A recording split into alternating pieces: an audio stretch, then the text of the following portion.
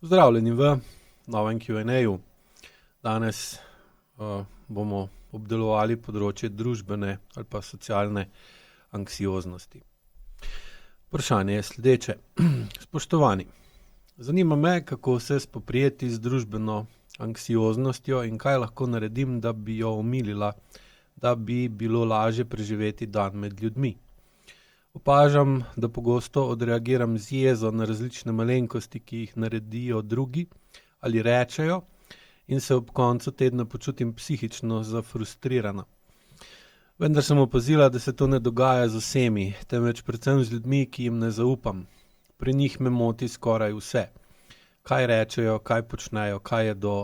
ali ne jedo, kako razmišljajo ali živijo. Včasih me celo njihova prisotnost ali dihanje spravljata v stisko. Sem direktna oseba in cenim, ko drugi pristopijo na podoben način.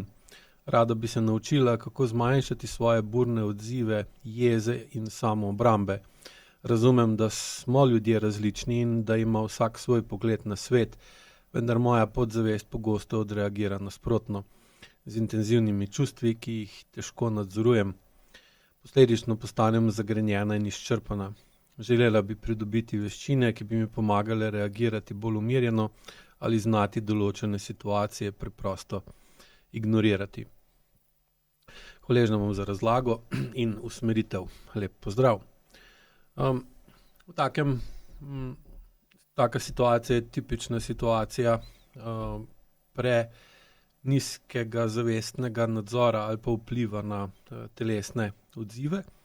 Ali pa na drug način lahko tudi povem, da so telesni odzivi premočni, da bi lahko oseba z razumom zadržala ali pa dolgoročno usmerjala svoje vedenje, kar se potem kaže v takem stanju, kot ste ga opisali, oziroma pripelje do kroničnega odziva, ki mu lahko potem tudi rečemo socialna ali pa družbena anksioznost. Osnovni izhajek vidika je tukaj osnovni povod ali pa tudi razlog, zakaj je takšno odzivanje kronična odvisnost osebe od visokega zunanjega pritiska. Se pravi, taka oseba deluje po sistemu, da ji okolica, lahko rečemo, kronično dviguje pritisk, se pravi na vedenje, delovanje ali pa tudi na nedelovanje okolice se taka oseba odzove zelo močno. Stvari jo motijo, ovirajo, ogrožajo ali omejujejo bolj, kot je to potrebno. Po drugi strani ima pa zaradi kronične odvisnosti od visokega zunanjega pritiska tudi njena podzavest in njena čustva druge stopnje tako vpliv na okolico, da se v njeni okolici nadpovprečno pogosto nahajajo ljudje, ki so takšni, da jo motijo. Ker osnovna logika ko pristopa je, da vse, kar se nam ponavlja, je pod dovolj velikim vplivom naše podzavesti in zaradi tega se v bistvu tudi ponavlja. Zdaj, ali je to, kar se nam ponavlja, za nas dobro ali slabo, koristno ali nekoristno, je popolnoma drugo vprašanje, ki v bistvu niti ni povezano s tem, da bi razmišljala na način, ker mi to škoduje, se mi ne bo ponavljalo, ker mi pa koristi, se mi pa bo. Ker podzavesten del živčnega sistema ne deluje na tak način, ampak poskuša poustvarjati vedenje, delovanje telesa, takšno, kot smo se ga navadili v preteklosti, oziroma da telo deluje na način, ki je bil v preteklosti sprejet kot dovolj dober, dovolj uporaben, da smo lahko določen del svojega življenja preživeli. In če je oseba otroštvo ali pa večji del otroštva ali pa dovolj otroštva preživi v okolju zelo visokega pritiska, kar je pa spet seveda odvisno od staršev, kako znajo pritisk ali dvigovati ali ga spuščati, in koliko so starši v bistvu sposobni prepoznati, da je pritisk v družinskem okolju, v katerem otrok se razvija, previsok, in potem to napetost v tem okolju umiriti in s tem otroka postaviti v bolj umirjeno okolje. Če tega starši ne znajo zaznati ali pa so sami navajeni bili živeti v zelo napetem, toksičnem okolju, potem seveda tudi oni ne prepoznajo, da je tako okolje, ki je bilo za njih normalno, tudi za njihovega otroka škodljivo, ampak ga ne odpravljajo, ker ga ne prepoznajo, kot da obstaja. In seveda se mora potem tudi otrokovo telo navaditi, da deluje v okolju visokega pritiska, ker seveda potem skozi telo vpliva na oblikovanje delovanja avtonomnega ali pa recimo na splošnega živčnega sistema tega otroka. In če to traja dovolj dolgo, seveda tak otrok postane kopija okolja, v katerem deluje, in je seveda potem odvisen od dovolj visokega zunanjega pritiska, ker samo v takem okolju v bistvu deluje dovolj primerno. Prav, tako kot bi rekli, da se taka oseba v okolju visokega pritiska počuti kot riba v vodi. Čeprav seveda ji tak pritisk dolgoročno škoduje, ker pa nobeno telo, nobeno človeško telo seveda, ali pa živo telo ni sposobno biti skozi v stanju visokega pritiska, zaradi tega, ker je takrat previsoka napetost, prevelika stisnjenost, kar seveda negativno vpliva na delovanje sistemov v telesu. In če to traja dovolj dolgo, kar pa lahko traja tudi več desetletij, seveda pride do kroničnih težav. In ta visok pritisk, na katerega se v preteklosti navadimo, potem podzavestni sistemi poustvarjajo in se obkrožimo z ljudmi, živimo v taki soseski, imamo take sosede, imamo take sodelavce, imamo tako službo, se peljemo v službo v takšnih in drugačnih okoliščinah, prometnih konic, zastojev, napetosti, živčnosti in se v bistvu v takem okolju počutimo kot doma, kar pa seveda potem vodi v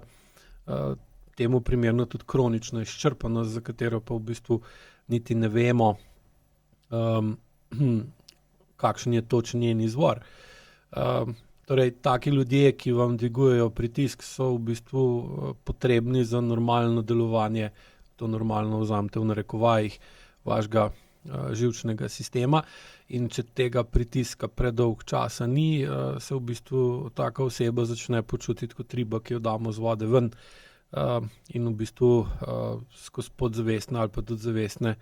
odločitve in vplive ustvari tako okolje, kamorkoli pride. Pogosto imam stranke, ki v bistvu redno menjujejo službe, okolje, se selijo, menjujejo partnerje, skozi hrepenijo po miru, po sproščenosti, po zadovoljnosti, ampak ko se začnejo ustvarjati pogoji za tako življenje, se jim pa zgodijo slučajno, v narekovajih spet, dogodki, ki jim spet dvignejo tlak, dvignejo pritisk, v katerem živijo, in ne razumejo, zakaj do tega pride. Seveda, druga stvar, ki se nastane v takem istem okolju, je, da taka oseba v bistvu izgubi sposobnost prilagodljivosti, ker logično je, če hočete normalno delovati v okolju visokega pritiska, morate postati trdi, morate imeti notranji tlak temu primerno povišan, telo je bolj gosto, je bolj stisnjeno, je bolj togo, je bolj trdo, je bolj močno, kar pa seveda pomeni, da taka oseba je težko karkoli drugega kot direktna. Torej, dejansko funkcionira preveč trdo, in zaradi tega je tudi na telesni osnovi, ker telo pa najbolj močno vpliva na delovanje celotnega živčnega sistema, torej tudi zavesti in vedenja te osebe, taka oseba postane direktna, je takšna, da gre naravnost naprej in seveda vse, kar ji stoji na poti, kar ji pa zelo veliko stvari stoji na poti, jo pri tem ovira in jo spravlja v še večjo živčnost. Bi celo vse skupaj primerjal tako osebo kot z voznikom, ki prehiteva po levi in po desni, ki se mu v gostem prometu mudi, pa recimo ni na nujni vožnji, ampak v bistvu z svojo živčnostjo v bistvu prehiteva, pritiska, trobi, blinka in ga vsi ostali, ki se vozijo recimo po predpisih po tej cesti, motijo in spravljajo ob živce, in seveda je taka oseba sama sebi s svojim vedenjem ustvarja visok zunanji pritisk. Naslednjo področje, ki je tukaj, je projekcija čustev.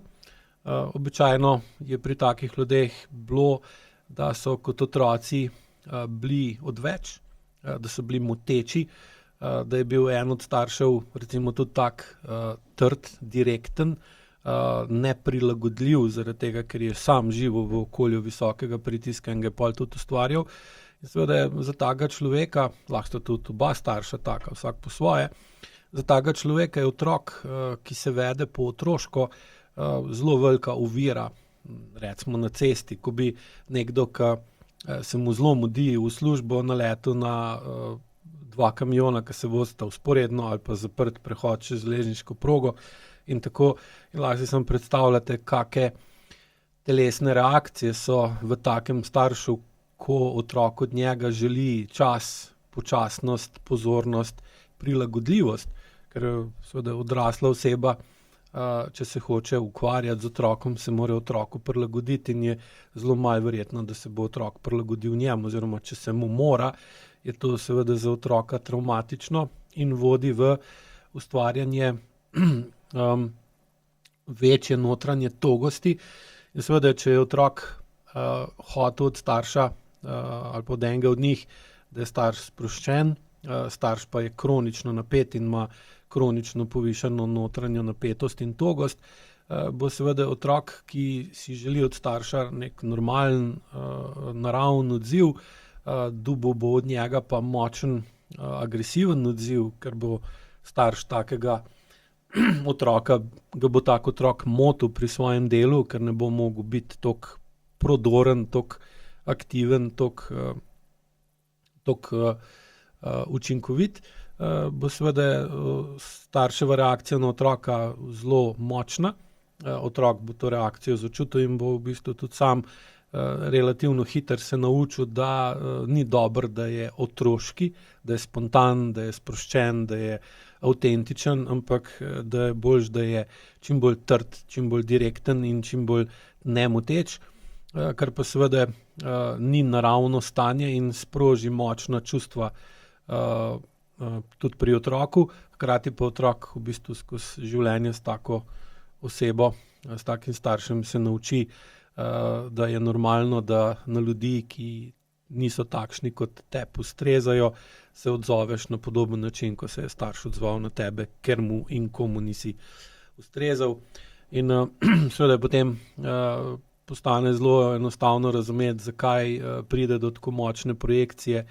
čustev, ki jih je oseba se naučila in jih je ponotranjila v svojem otroštvu na druge ljudi, in se v bistvu jeza pa bes, ogorčenost nad ljudmi, ki nas motijo zaradi takih ali drugačnih razlogov, v bistvu postane projekcija čustev, ki smo jih v bistvu dobili od staršev in bi jih morali tudi staršem v tem kontekstu vrniti. Samo tega niti ne znamo, niti ne moremo, in potem pride do takšnega razvoja dogodkov, ki se razpletejo v takšen življenjski stil, kot je bil opisan v današnjem vprašanju. Tako da seveda to je samo del razlage, ker o tem bi lahko govoril še uro ali pa dve, če bi bilo, da bi razložil več ali pa dovolj, da bi to razumeli, sem vam tudi pol taka razlaga ne bi pretirano koristila, zaradi tega, ker eno je vedeti, pa mogoče tudi deloma razumeti, drugo pa je v bistvu potem to tudi začutiti v telesu, se s tem soočati in potem to spremeniti. In zaradi tega AIQ temu problemu pristopa tako z razlago kot z vajami in potem tudi z protokoli ali podločnimi protokoli v težjih primerih tudi z aekofascijo, ker je potrebno predvsem urejati in se ukvarjati z telesno togostjo. To je pa namen aekovaj, ker skozi te vaje lahko v bistvu potem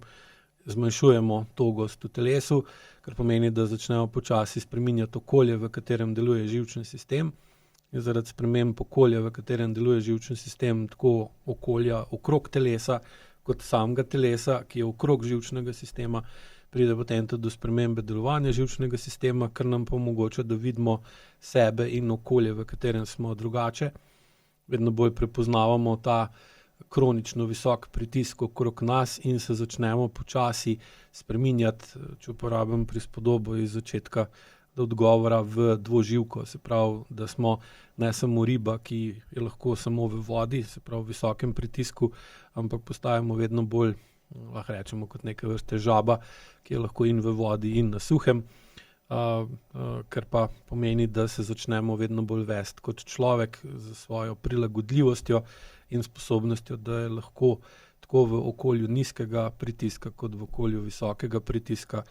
in da prepoznava oba okolja in se temu primerno odzove na enega in na drugega in doseže to, kar ste v bistvu izpostavili, da bi želeli postati. Tako da z uporabo AEKO metode,